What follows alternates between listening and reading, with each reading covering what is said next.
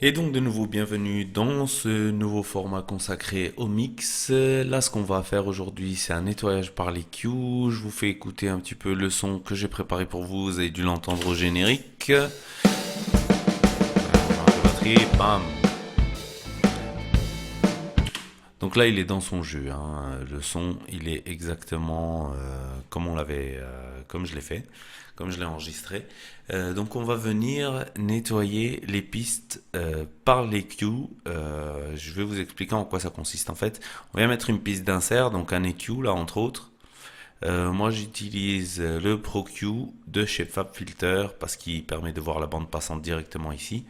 Et en fait, ce qui se passe, on va mettre la piste toute seule et on va voir que euh, donc le plugin affiche directement la bande passante ici. Pour nettoyer par les Q, c'est assez simple. On va mettre ce qu'on appelle donc un low cut ici. Et donc sur notre low cut, on va mettre la coupe bien franche.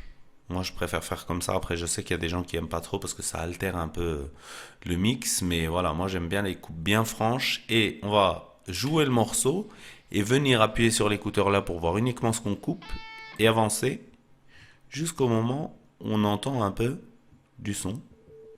Voilà, là, on entend des harmoniques. On recule.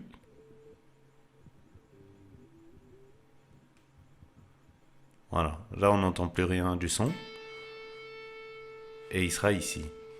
On fait exactement pareil, mais à l'inverse. Donc avec un high cut qui est ici.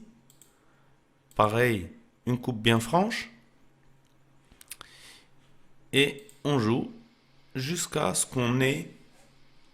Voilà, comme je dis. Voilà, on est pas mal. Parce que si j'avance un peu, vous voyez, j'enlève. Après, je peux faire le choix d'enlever les trucs un peu énervants comme ça.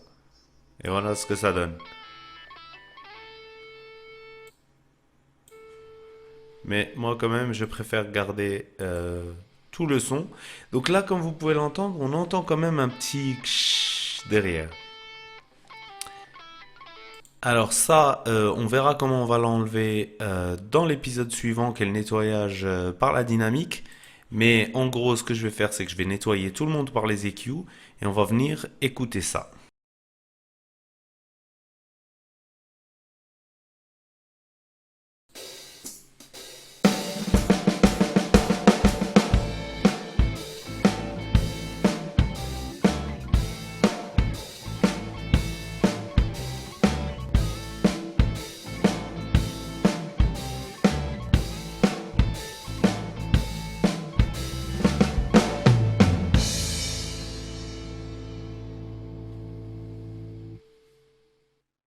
Et donc, comme vous avez pu le constater, ça apporte pas un changement incroyable tout de suite au mix, mais ça apporte un léger mieux qui, additionné à tous les autres légers mieux, vont faire quelque chose de très beau.